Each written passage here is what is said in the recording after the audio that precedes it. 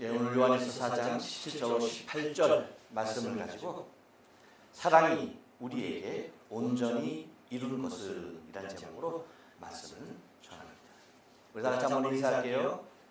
옆 사람과 그리고 앞뒤 사람과 그리고 사랑하는 가족들 함께 인사할 때 지난 한 주간 동안 편안하셨습니까?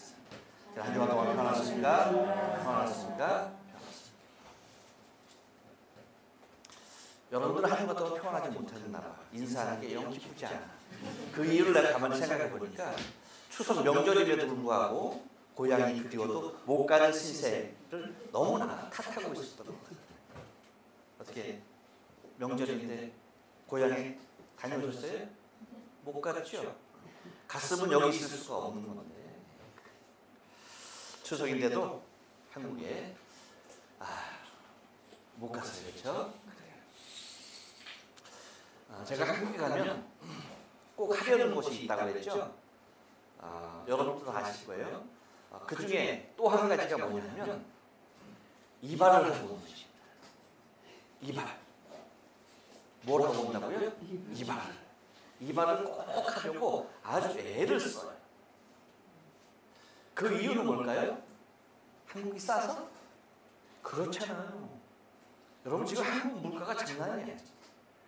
일본에서 이발하는 게 훨씬 싸요. 일본에서 얼마 하면 이발합니까? 1200엔. 제가 가는 데는 1200엔. 1200엔. 근데 여러분 미용실에 가서 한국에서 미용실에 가서 자른 탈지라도 얼마가요? 오래돼서 모르겠다. 굉장히 비싸요. 그럼에도 불구하고 한국에서 이발을 하려고 하는 것은 가격이 싸서가 아니에요. 이제 한국 물가가 장난이 아니야. 그렇죠? 그래서 제가 일본에 25년 전에 왔을 때 일본에서 느끼는 그 물가의 그 충격이 한국에 요즘 가면 느낀다니까. 그 충격이 느껴져요. 너무나 많이 올라요. 그러니까 싸서도 아니에요. 그럼 이유는 뭘까요? 여러분 예쁘게 머리 자르고 가면은 잘 하고 가면은 어머니도 기뻐하실 거 아니야. 막 그냥 막 머리 두둑하게 막 가는 것보다. 그렇죠? 그럼에도 불구하고 가서 이발을 하려고 하는 이유는 다른 일이잖아요. 잘 가요. 어떻게 한다고요? 잘 잘라줘요. 어디 가든지 실패하는 확률이 거의 없어. 동네 미용실 아주머니한테 가더라도 일본에서 제가 이발하는 것보다는 초일이에요. 초일. 제가 여러분 보입니까? 이발하고 오면은 제 아내가 만족한 적이 한 번도 없어. 그 이유가 뭘까요? 야, 어쩜.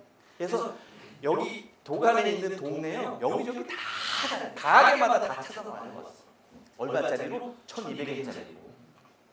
물론 이제 뭐 한 2,500엔인지 2,800엔, 3,000엔 하는 데는 제가 못 가죠. 그러니까 10분 컷 하는 데도 가지만 야 그래도 어떻게 그렇게 자를 수가 있어? 물론 내 머리가 좀 기형이긴 해. 그래서 잘 자르지 못해. 잘 모든 사람들이 어려워해. 여러분 옛날에 우리 경란이 배경란 자매 있을 때 제 머리가 마루타가 됐잖아요. 한국 그 이용학교 다닐 때 그러면 목사님 머리가 굉장히 힘들대.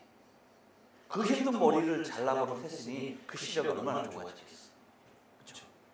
그래서 아버지의 대를 이어서 지금 열심히 하고 있는데 그렇단 말이야. 근데 일본에 여기저기 다녀도요 제대로 머리를 자른 적이 있다 없다? 단 한 번도 없어. 와, 어쩜 그래?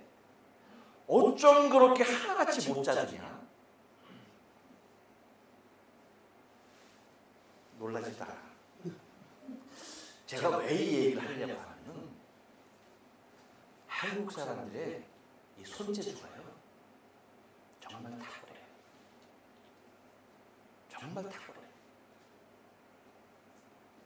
그래서 그런 것 같아요. 한국계는 서당에 3년만 있어도 뭐예요? 하늘쯤 낮았다니까. 그 정도로 정말 한국 사람들의 손기술은 정말 세계적으로 탁월하시죠. 보통이 아닙니다. 지금 중국에서 광저우 아시안 게임이 벌어지고 있잖아요. 그렇죠? 그런데 그 코로나 전까지만 하더라도 1950년부터 계속해서 뭐가 열렸냐면 그 국제 기능 올림픽이라는 대회가 열렸어요. 여러분 혹시 기억하세요? 그 기능 올림픽에서요, 한국 사람들이 어떠한 모습을 보였는지 아세요? 제가 조금 조사를 해봤는데, 일본이 우승을 몇 번 했게요? 6번. 1963년부터 1971년까지인가 그 기간에, 그때는 매년 열렸어요. 근데 6번을 우승을 했어요. 그 다음에 스위스가 3번. 그 다음에 스페인이, 중국이 2회, 그리고 영국과 대만이 2회씩 했어요. 그럼 대한민국은 몇 번 했게요? 많이 눈치는 있었어.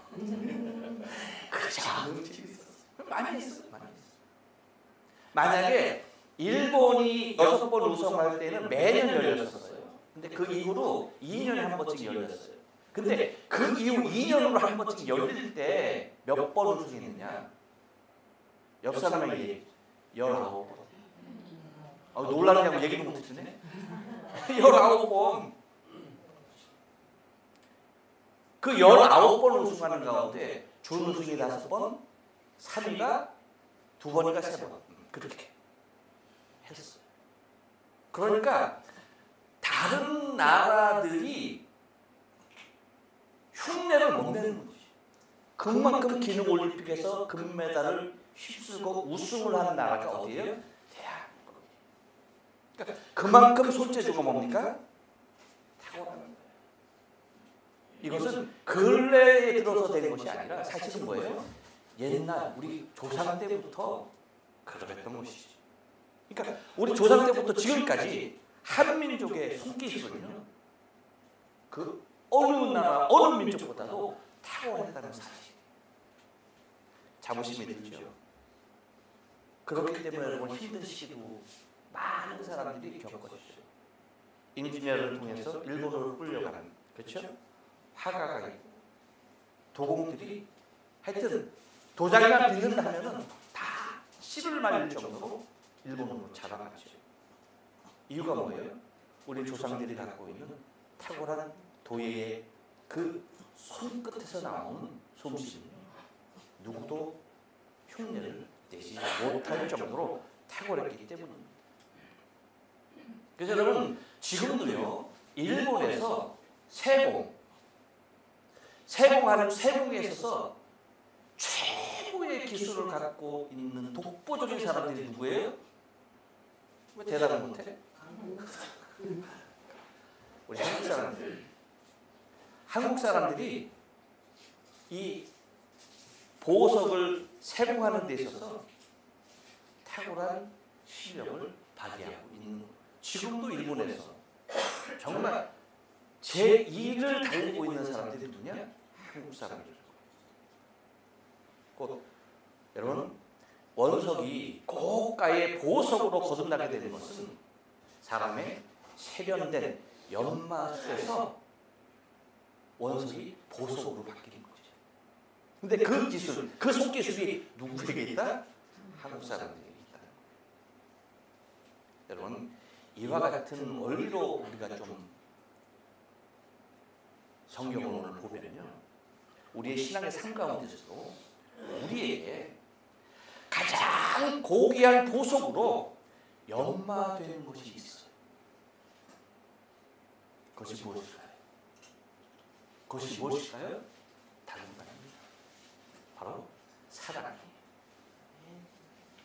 바로 이 사랑이라는 것이요, 우리가 지난 시간을 통해서도 봤지만 하나님은 뭐라고 얘기했어요? 지난 시간에 하나님은 사랑이시다 라고 정의했죠. 곧 하나님이 사랑이신 이유는 뭐예요? 것을 다 주셨기 때문에 모든 것을 주신 사랑이에요. 또 모든 우리를 믿게 하는 사랑이고 또 뭡니까? 완전한 사랑이기 때문에 하나님을 향하여서 정의할 수 있는 것이 무엇이었다? 사도 요한이 말하는 하나님은 사랑이시다라고 그렇게 말할 수 있었던 것입니다. 이러한 하나님의 사랑으로 우리에게 온전히 이루는 것이 있다라고 오늘 본문을 통하여서 우리에게 말씀해주고 있는 거예요. 그래서 오늘은 그렇다고 한다면 사랑이 우리에게 온전히 이루는 것이 과연 무엇일까? 그것을 우리 오늘 본문을 통하여 상고하면서 은혜를 나누기를 원합니다. 여러분 오늘 말씀 17절 가장 먼저 보면 뭐예요? 첫 부분에 뭐가 나와요? 사랑이 우리에게 온전히 이루는 것은 이라고 얘기해요. 이것이 오늘 본문의 오늘 설교의 제목인데 사랑이 온전히 이룬 것은 무엇일까? 한번 따라합니다. 마지막 날에 대한 담대함입니다. 예, 여러분 17절 상반절 말씀은 그렇게 얘기해요. 우리로 심판날에 담대함을 가지게 하여 함이니라고 얘기합니다.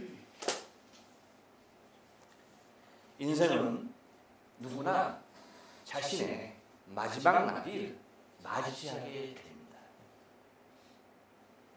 그 날을 맞이하지 않는 사람이 있을까요? 단 한 사람도 없어요.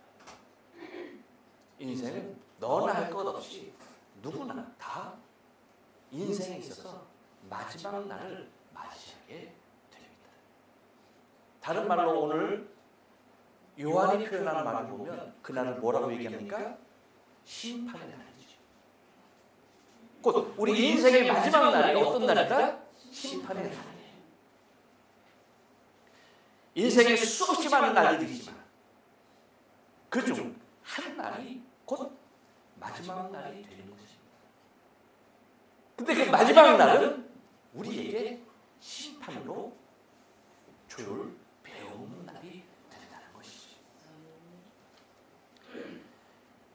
그런데 여러분 인생에 있어서 이 마지막 날에 대한 담대함을 갖고 사는 것은 모든 것을 가진 자의 삶이 되는 거예요. 할렐루야.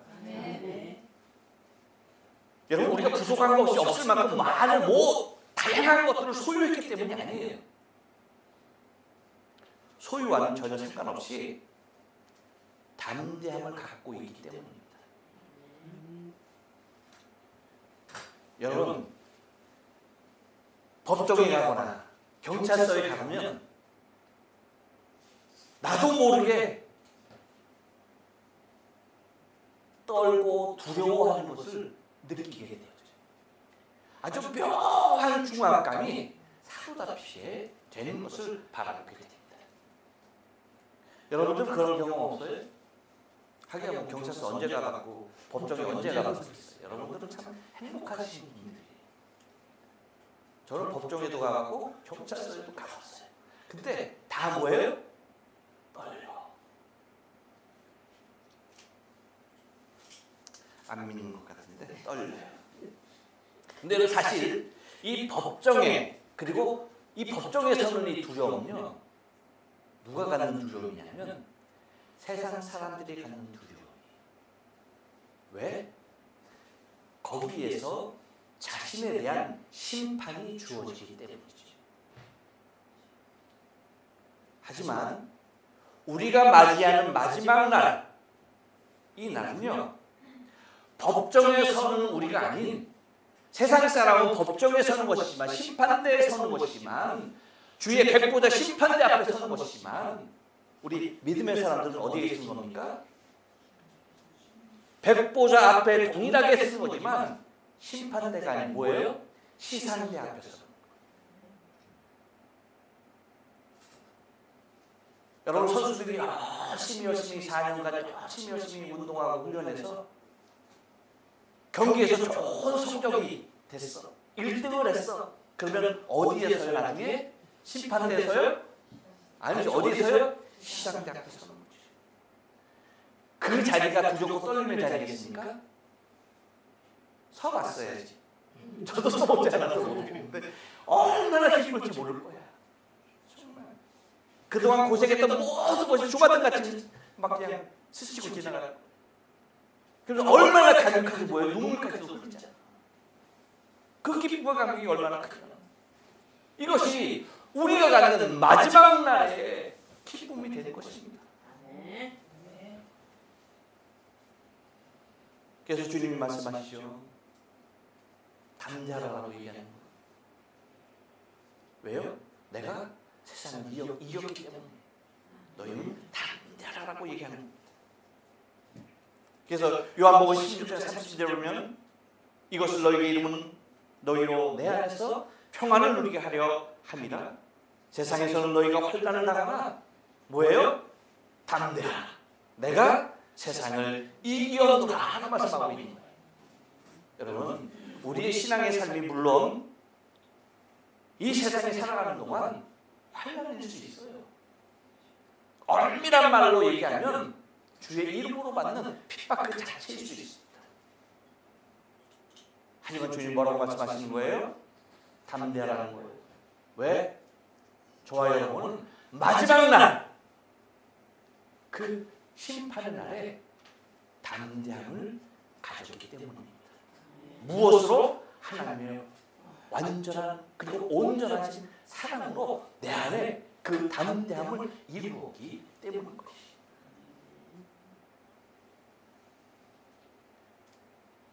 또 하나, 사랑이 우리에게 온전히 이룬 것은요, 무엇을 이루어나느냐? 한번 따라서 합니다.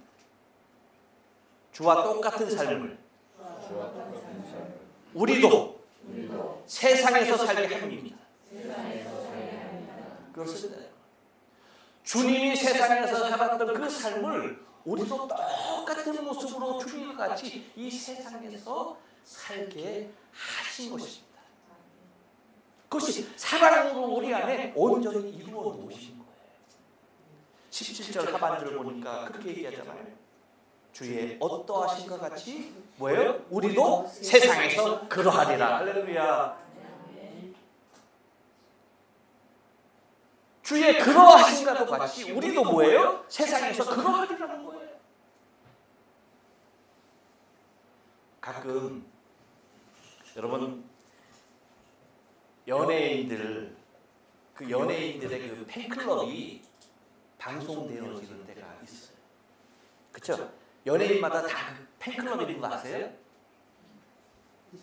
아시는구나.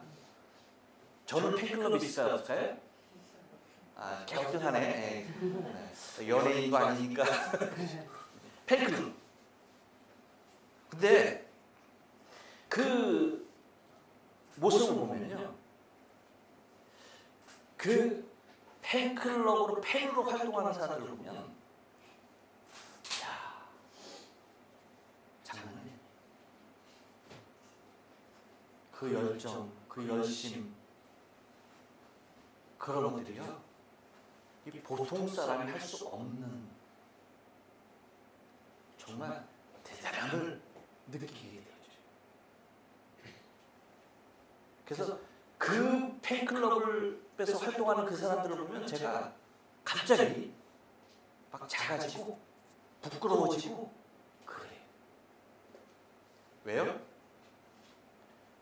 내가 사랑하는 주님을 저 사람들만큼 정말 열정적으로 사랑하고 따르고 헌신하고 충성하고 봉사하고 그렇게 살고 있나 싶은 생각이 들 정도, 정말 부끄럽죠. 근데 여러분, 주님이 우리에게 원하시는 것은요, 우리의 부족한 점을 비추어서 좌절하는 것이 아닙니다. 오늘 말씀과 똑같이 주님께서 세상에서 사셨던 그 모습 그대로 우리도 주님과 같은 삶을 세상에서 살기를 원하시고 계시다는 사실이에요. 이게 중요해요.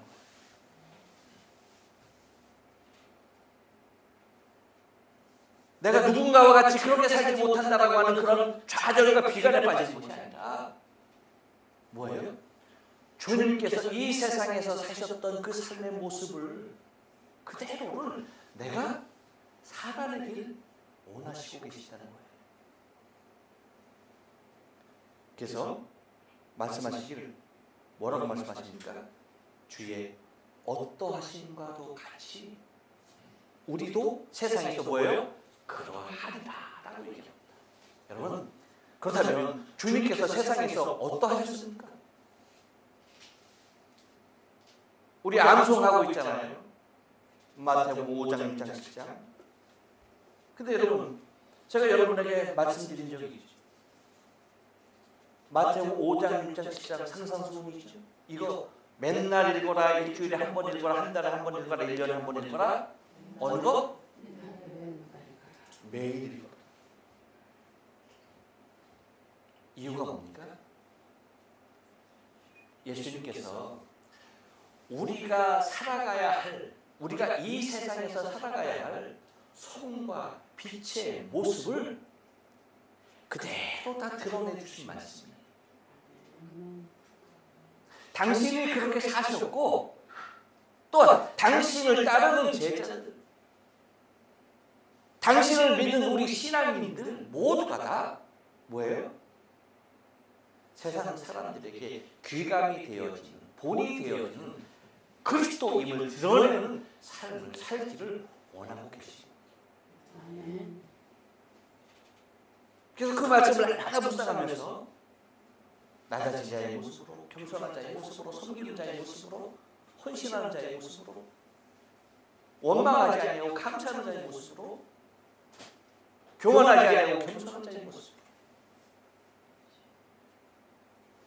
그런 모습으로 주님이 사셨던 것 같이 왕이신 하나님이 가장 낮은 인간을 섬긴 것 같이 그렇게 살아가는 것이죠. 그래서 여러분, 주님은 당신의 삶을 통하여 우리에게 그대로 보이셨잖아요.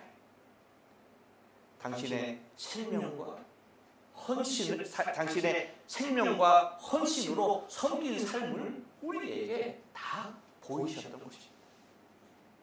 그래서 예수님께서 마태복음 2장 28절에서 뭐라고 얘기해요? 인자가 온 것은 섬김을 받으려 함이 아닙니다. 그렇죠? 도리어 섬기려 하고 자기 목숨을 많은 사람의 대속으로 주려 하려 합니다 라고 말씀하셨습니다. 곧 주님께서 가장 낮은 자의 모습으로 섬기셨던 것이죠. 자신의 생명을 다하여 섬기셨던 것이죠. 자신을 대속물로 주면서 섬기셨던 것이죠. 당신이 섬김을 받아야 마땅한 절대 유일한 왕이심에도 불구하고 그 모든 것을 내려놓으시고 왕이 백성을 섬기신 바 되셨던 것입니다. 곧 가장 작은 자로 그리고 가장 낮은 자로의 삶을 당신이 직접 보이시며 사셨던 것입니다. 여러분, 우리가 사실은 큰 자로, 높은 자로서의 삶은 살 수가 없어요. 근데 그렇게 살려고 많이 노력하죠. 근데 여러분, 그렇게 살아지니까 절대 그렇게 살 수 없습니다. 하지만 노력해서 될 수 있는 삶의 모습이 있어요. 그것이 뭡니까? 작은 자로, 낮은 자로는 얼마든지 살 수 있다는 거예요. 우리가 아무리 노력해, 우리가 아무리 발버둥 쳐도 큰 자로, 높은 자로는 살 수 없죠. 우리가 노력할수록, 우리가 하면 할수록 뭐 할 수 있는 겁니까? 낮고 작은 자로는 살 수가 있는 거예요. 곧 주님이 사셨던 그 모습 그대로 살아갈 수가 있는 것입니다. 그래서 믿는 자들에게 있어서의 진정한 힘은 다름은 아니에요. 큰 능력을 해가고 큰 기적을 보이는 것이 아닙니다. 무엇입니까? 주와 똑같은 삶을 우리도 세상에서 그렇게 사는 것이, 그것이 우리에게 있어서 최대의 능력이 되는 것입니다. 또 하나 사랑이 우리에게 온전히 이룬 것은요, 한 번 더 따라서 합니다. 두려움 없는 삶을 살게 합니다. 여러분 18절에서 다 같이 시작. 사랑 안에 두려움이 없고 온전한 사랑이 두려움을 내어 쫓나니 두려움에는 형벌이 있습니다. 두려워하는 자는 사랑 안에서 온전히 이루지 못하였느니라. 아멘. 여러분 혹시 정훈이 씨 좋아하십니까? 저도 그 정훈이 씨의 노래를 좋아합니다. 정훈이 씨의 노래 중에 어떤 노래가 있냐면 사랑이 미움되면이라는 노래가 있는데 혹시 아세요? 여러분 모르지. 여러분 어떻게 알겠어요? 모르죠. 저만 아는 것 같아. 사랑이 미움되면 어떻게 할까요? 결론은 뭐예요? 그대와 나는 남남이 되어 돌아서겠지. 모르시는구나. 참 이런 노래도 모르고 뭐 하면서 세상을 사셨는지. 여러분, 사랑에 두려움이 있다면 그것이 무엇일까요? 이 유행가 가사처럼요, 사랑에 있어서 한 가지 두려움이 자리한다고 하면 그것은 다른 것이 아니에요. 사랑이 미움이 되어버릴까 하는 거예요. 이 사랑이 혹시 미움이 되지는 않을까 하는 것이죠. 근데 세상의 유행가 가사처럼 여러분 세상의 사랑은 어떨까요? 사랑이 미움으로 될 수 있어요? 없어요? 있어요. 그래서 사랑이 미움으로 변하는 순간은 뭐예요? 남보다도 못한 사이가 되는 것이 사람의 사랑. 하지만 인간의 사랑은 미움으로 변할 수 있어도요, 주님의 사랑은 당신의 영원함과 같이 영원히 변치 않는 거예요. 믿습니까? 네. 사랑은 변해요. 그래서 오늘 사랑한다 하지만 내일 미워하는 제1의 대상이 되기도 하는 것입니다. 그렇지만 주님께서는요, 우리를 한 번 사랑하신 그 사랑은 영원히 변하지 않는 거예요. 그래서 아버지의 그 사랑, 우리 주님의 그 사랑이 위대하고 온전한 것입니다. 그렇기 때문에 사랑 안에 무엇이 없는 거예요? 두려움이 없는 것입니다. 오히려 사랑으로 말미암아 우리 안에 틈타려고 하는 그 두려움을 뭐예요? 내어 쫓는다라고 말하고 있는 것이에요. 그래서 본문에 뭐라고 말합니까? 사랑 안에 두려움이 없고 뭐예요? 온전한 사랑이 두려움을 내어 쫓나니라고 말씀하고 있는 거예요. 우리가 두려움에 갇혀 사는 단 하나의 이유는요, 다른 데 있지 않아요. 오늘 본문 말씀 보니까 형벌에 있다라고 말합니다. 두려움에는 무엇이 있다? 형벌이 있다. 우리가 두려워하는 이유는 곧 형벌이 있음을 직관적으로 의식하고 있기 때문이에요. 곧 이 두려움이 자리하는 이유는요, 사랑 안에 온전히 이루지 못하였기 때문이에요. 사랑 안에 온전히 이루면 결코 두려움이 있을 수 없다는 거예요. 그래서 뭐라고 얘기합니까? 두려워하는 자는 사랑 안에서 온전히 이루지 못하였느니라 라고 말하고 있는 겁니다. 여러분, 두려움이라고 하는 것은 우리의 삶 가운데 불안하게 하고 불행을 몰고 오게 하는 것입니다. 기쁨과 감사로 살아야 할 인생이 두려움에 갇히게 되면요, 불안하고 불행한 삶을 살게 된다는 것이. 우리 날마다 감사하며 살아야죠, 그렇죠? 날마다 기뻐하며 살아야 합니다. 날마다 즐거운 가운데 할렐루야 살아야 되는 거예요. 그런데 우리 안에 두려움이 엄습한다, 여러분. 이것만큼 인생을 불안하게 하는 것이 어디 있어요? 두려움만큼 인생을 위협하는 것이 어디 있습니까? 그래서 주님은 언제나 당신의 사랑하는 제자들에게 시도 때도 없이 엄습해온 그 두려움에서 평강으로 축복해 주셨다는 거예요. 너희에게 평강이 있으시다. 너희에게 평강이 있으시다. 할렐루야. 네. 두려움이라고 하는 것은 우리 안에 자리하고 있는 그 주님의 사랑을 빼앗고 우리 안에 의심을 심으려고 하는 사탄의 계략인 것을 여러분 절대 잊으셔서는 안 돼요. 여러분 결국 보세요. 이 세상을 한번 보세요. 이 세상에 되어진 여러분 현상들, 지금 세계 각 곳에서 일어나는 현상들 여러분 보세요. 가만히 보세요. 평안하게 합니까? 기쁨을 줍니까? 여러분에게 평강을 심어주고 있습니까? 한번 여러분 가만히 생각해 보세요. 살펴보세요. 이 세상에서 일어나고 있는 곳곳에서 발생되고 있는 모든 사건들의 모습들은요, 우리 인생으로 하여금 무엇을 갖게 합니까? 두려움을 갖게 합니다.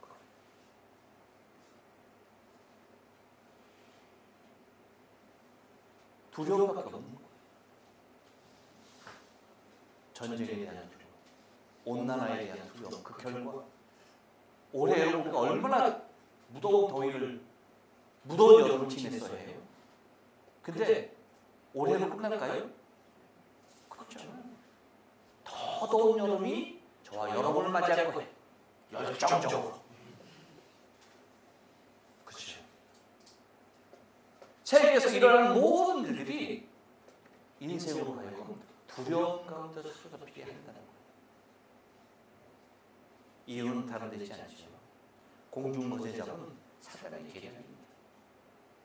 곧 인생으로 하여금 이 두려움 가운데 사로잡히게 하는 것이죠.